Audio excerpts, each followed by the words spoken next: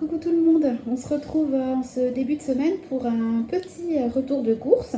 Voilà, et puis je ferai un petit point également sur ce qui s'est passé au niveau du budget. Donc pour rappel, cette semaine, j'essaie de faire une semaine blanche puisque j'ai un petit peu dépassé mon budget autres dépenses. Vous savez, moi j'ai tout ce qui est charges fixes et puis j'ai deux comptes. Un compte alimentation et un compte autres dépenses, où là, ben voilà, c'est des dépenses typiquement variables, mais j'ai des budgets attribués à chacun de ces comptes. Et mon compte autres dépenses, je m'autorise un budget de 250 € mensuel. Je l'ai dépassé ce mois-ci, donc ce que j'essaie de faire, c'est d'équilibrer en fait avec mon compte alimentation, de faire une semaine un peu dans l'esprit semaine blanche, pour pouvoir faire en sorte que mon budget arrive à l'équilibre à la fin du mois, dont on se rapproche fortement. Voilà, avant de débuter le petit retour de course, je voulais juste vous remercier pour tous les messages que vous m'avez laissés, que ce soit en commentaire ou par mail de manière un peu plus privée, concernant voilà, le fait que j'étais bien et que je suis toujours, mais bon, j'essaie d'aller de l'avant, triste par rapport à la situation de ma petite sœur. Voilà, donc je voulais vraiment énormément vous remercier par rapport à votre soutien parce que ça m'a fait vraiment très très chaud au cœur.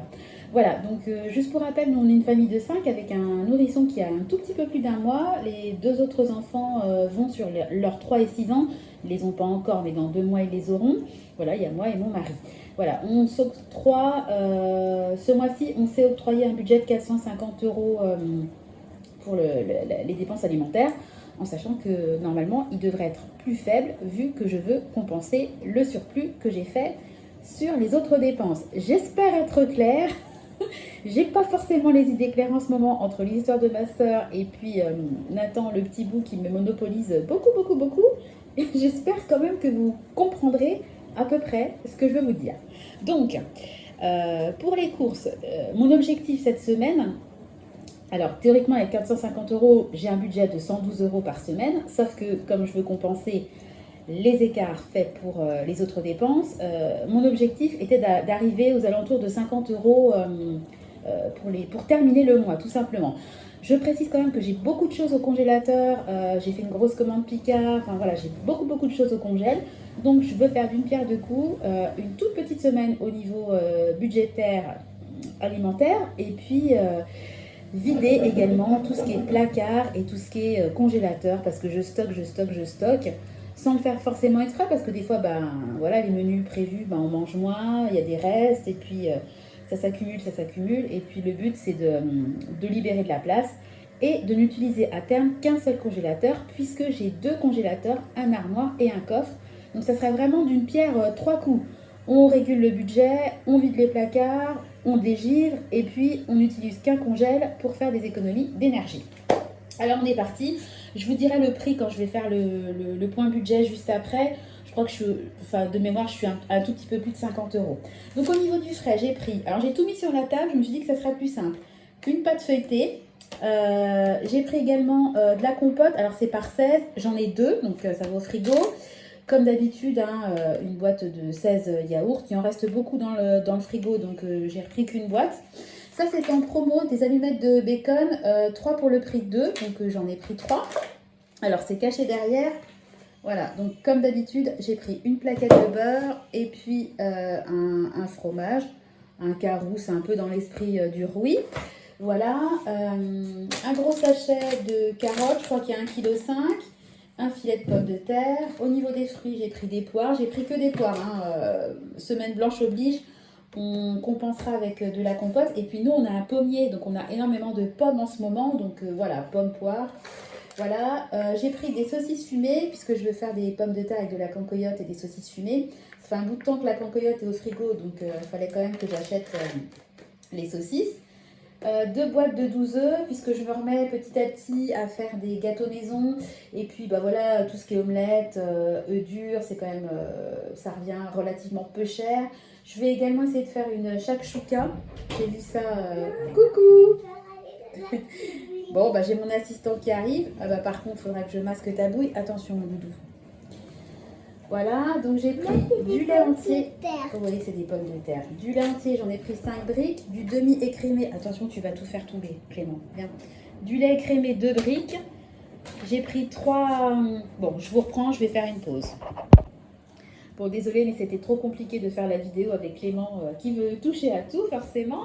Donc, il me semble que je m'étais arrêtée aux 3 tablettes de chocolat noir. C'est surtout mon mari qui en prend avec le café. J'ai pris une confiture de figues, du poivre, j'en avais plus, des filtres à café. Alors, j'ai pris la marque Eco Plus. J'ai jamais essayé, mais enfin, des filtres à café, je pense que des filtres à café. Des petits carrés de coton pour le change de Nathan. J'ai pris des couches, donc toujours en nouveau-né. Donc j'ai pris 2 paquets, je vous en ai mis qu'un. À savoir également que j'ai pris en plus 2 packs de cristalline et puis j'ai pris 6 baguettes de pain. On les a testés à midi, le pain était bon, donc voilà. Et puis au niveau des surgelés, mon petit doudou qui essaie d'ouvrir la porte, j'ai pris des haricots verts, Eco Plus à tester, je ne sais pas ce que ça va donner.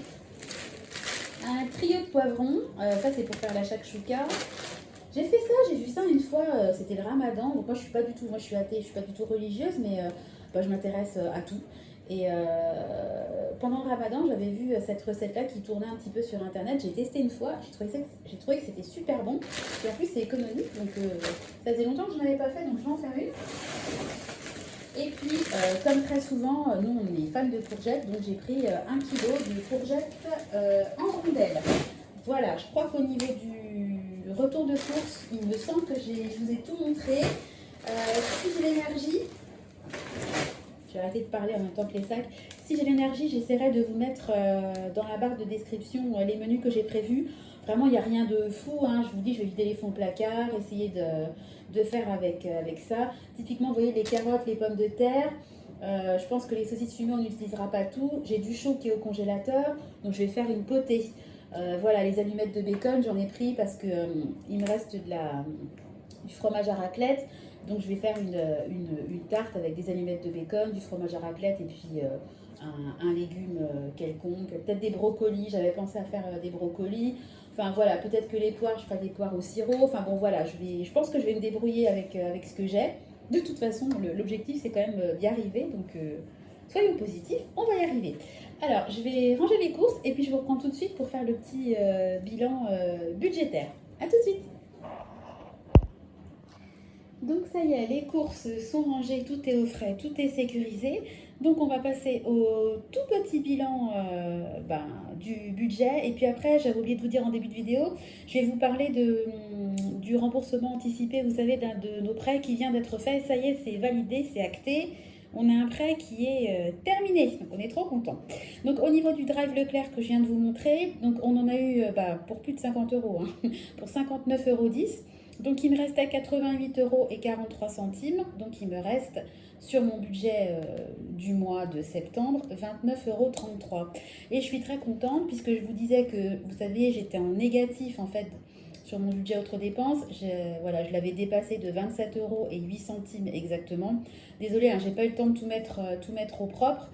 Donc je vous montre juste pour vous dire que j'étais en négatif de 27,08 € et qu'avec l'économie que j'ai fait sur mon budget alimentation de 29,33 €, et ben voilà, je suis trop contente, je suis à l'équilibre à 2 € près. Donc super contente. Maintenant, ce qu'il faut, c'est ne plus du tout faire de dépenses, que ce soit en autres dépenses ou en alimentation, pour le mois. Et puis mon mois ce sera au final bien passé. Voilà, donc on fait juste, vous savez, le petit défi des 2 €. Donc cette semaine, pardon, il y aura juste la dépense au niveau de l'alimentation.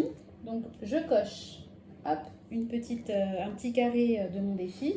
J'étais à 370 €, donc là je passe à 372 €. Voilà, donc ça progresse, hein, je suis contente. Voilà, donc ça y est, ça c'est le point alimentation, donc c'était rapide. De l'autre côté, quand c'est rapide, ça veut dire que en général ça s'est bien passé au niveau du budget. Et puis j'ai déjà prévu des petites notes. Je vais essayer de faire en sorte que vous voyez bien. Voilà, au niveau du remboursement anticipé. Donc vous savez, nous on a l'emprunt pour notre résidence principale et puis on a investi dans plusieurs appartements. Et il y en a encore 2 qui étaient sous emprunt jusqu'à très peu de temps. Donc on a décidé avec la conjoncture et puis le fait qu'on ait de l'épargne bloquée sur un PEL, d'entre guillemets se débarrasser d'un emprunt. Donc, on a fait ce qu'on appelle un remboursement anticipé, tout simplement. Alors, j'ai mis un petit attention parce qu'un remboursement anticipé, même s'il est total, engendre des frais. Donc, nous, on a toujours négocié les frais de remboursement et bah, on a oublié une fois de le négocier. On s'est fait avoir, entre guillemets, comme des bleus, alors qu'on n'était pas novices. Hein, c'était pas la première fois qu'on faisait un emprunt. Donc, bah, tant pis, on a dû payer des frais.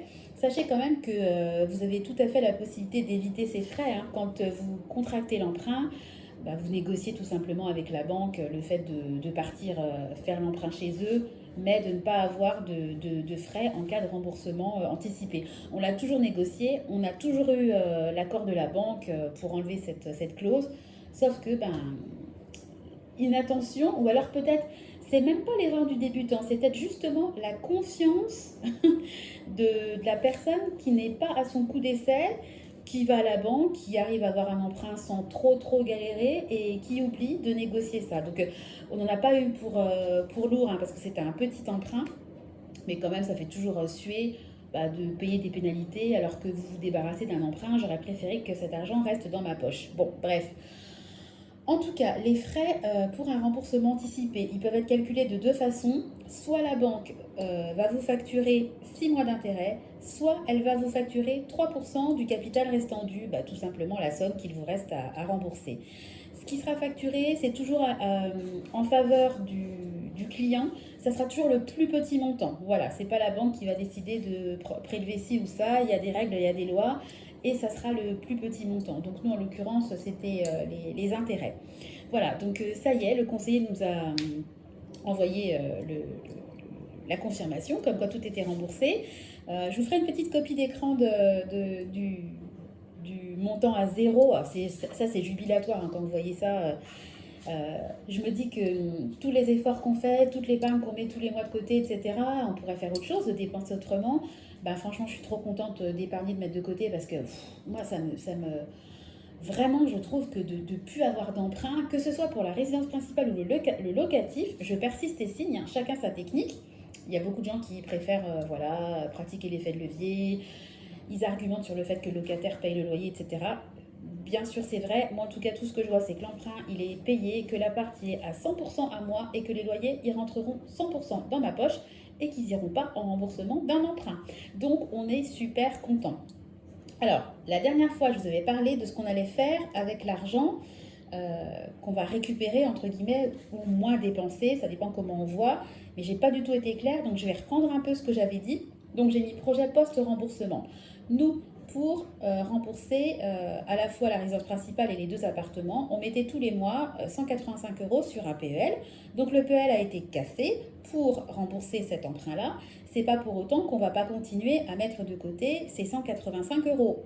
On continue parce qu'on a toujours pour objectif en 2029, enfin fin 2029, de liquider tous nos emprunts, que ce soit résidence principale ou locatif.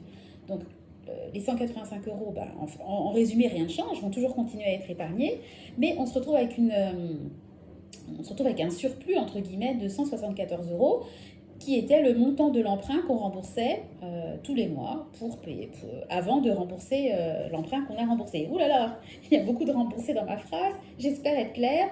Voilà, l'emprunt est clôturé, donc on ne déboursera plus tous les mois 174 euros. Donc 185 plus 174, on se retrouve avec 358 euros bah, à dispatcher, à utiliser, enfin à réfléchir.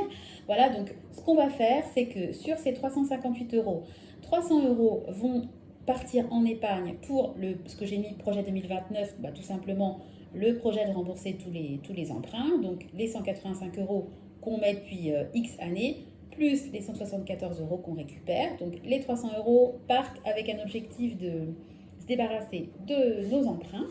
Et puis, il reste 58 euros, donc j'ai mis 50 hein, pour faire un compte rond. Il y a 50 euros que je vais mettre sur l'épargne famille. Alors, ce que j'appelle l'épargne famille, c'est tout ce qui est sorti en famille. Et j'envisage quand même d'aller aux eaux de Beauval, d'aller dans un parc d'attractions qui s'appelle le PAL, de peut-être retourner aussi au parc de l'Auxois, etc. Voilà, j'estime que les efforts qu'on fait, l'argent qu'on a en plus, voilà, on continue vraiment sur notre objectif numéro un qui est de rembourser nos emprunts, mais on veut aussi en profiter au quotidien et on veut surtout en faire profiter nos enfants. Et voilà, j'ai décidé d'attribuer 50 euros sur cette somme-là dans l'épargne sortie en famille. Donc tous les mois, je mettrai 50 euros sur cette épargne-là. Voilà, donc ça sera part d'attraction, mais ça sera aussi un cinéma avec les plus grands, un restaurant en famille. Enfin, ça peut être un petit peu tout et n'importe quoi. Mais en tout cas, l'objectif, c'est de profiter en famille. Voilà. Et puis, concernant toujours ce remboursement anticipé, je vous dis qu'on a cassé notre PEL pour rembourser cet emprunt-là. Mais en le remboursant en totalité, il nous restait quand même de l'argent sur le PEL. Donc il nous restait 3800 euros, voilà, qui n'ont pas été utilisés puisqu'on avait déjà remboursé avec le montant global du PEL l'emprunt. Donc les 3800 euros restants qui étaient à la base sur notre PEL sont retournés sur notre compte courant. Et moi j'ai tout de suite redispatché tout ça en épargne. Je ne les ai surtout pas laissés sur le compte courant pour les dépenser et puis plus savoir où j'en suis. Donc ce que j'ai fait, c'est que je les ai répartis. Je ne vais pas vous donner les montants exacts, mais bon voilà. J'ai mis une partie pour tout ce qui est charge. Donc quand je dis charge, c'est les appartements, parce que les appartements, voilà, il y a tout ce qui est charge tous les trimestres, mais il y a également des travaux de réparation, de rénovation, changer des meubles, etc. Donc on a besoin d'argent. Hein, donc j'en ai mis une partie sur ce que j'appelle charge appartement. J'en ai mis une bonne partie aussi sur, j'ai mis Anniv Love. En fait, mon mari va... pas cette année, mais l'année prochaine, en décembre de l'année prochaine, il va fêter un anniversaire important, il va changer de décennie et j'ai prévu de fêter ça en grand. Donc idéalement, j'aimerais qu'on loue un chalet et puis, parce que mon mari est de toute fin décembre, donc ce que j'aimerais c'est, quand je dis fin décembre, il est du 30 décembre, donc voilà, j'aimerais qu'on parte à la neige, louer un chalet, qu'on fasse ça tous les 5 en famille, mais ça coûte cher, je voudrais qu'on fasse du chien traîneau, etc. Puis en plus, c'est une période hyper cher parce que ça tombe pile pendant les fins d'année, donc j'ai prévu un gros budget. Et il me manquait quand même une bonne grosse somme, donc là ça y est, le budget anniversaire de mon mari est clôturé, je suis trop contente. J'en ai mis également une partie sur tout ce qui est épargne de précaution, ça stagnait. J'étais à 1300 euros, donc là j'ai atteint le premier palier de 1500 euros. Je suis vraiment loin de ce que je voudrais avoir en épargne de précaution, mais comme je vous dis, j'ai plein d'épargne. Donc j'ai une épargne pour l'électroménager. Si j'ai, je sais pas, un de mes congélateurs qui pète, congélateur j'en ai deux, c'est pas le bon exemple, mais enfin, j'ai de quoi faire. Donc l'épargne de précaution, j'ai pas besoin non plus d'en avoir une énorme, puisque j'épargne beaucoup pour anticiper sur plein de sujets. Donc voilà. Et puis enfin, j'en ai mis une partie sur 2029. Oui, j'en ai mis une partie sur 2029, voilà, pour amorcer en fait le début du renouveau concernant les épargnes pour les remboursements anticipés de nos emprunts. J'espère que mes explications auront été un petit peu plus claires que la dernière fois. Voilà, je voulais vous faire partager un petit peu ma joie du moment d'être libérée. Libérée, c'est vraiment le mot d'un de nos emprunts. Donc voilà, il en restait 3 et maintenant il ne nous reste plus que 2 emprunts. Donc on est super contents. Voilà, bon, il y a encore du chemin à faire, hein. On est loin d'avoir atteint la somme globale qu'on doit atteindre pour 2029. Mais bon, voilà, on a quand même pas mal d'années devant nous. Et puis si on continue sur la lancée et sur la motivation surtout dans laquelle on s'est mis, je pense qu'on atteindra l'objectif, je croise les doigts. Voilà, je vais vous laisser parce que je ne sais pas si vous entendez, il y a Nathan qui pleure et mon mari avec les 2 grands dans le jardin. Donc je vais aller voir ce qu'il a.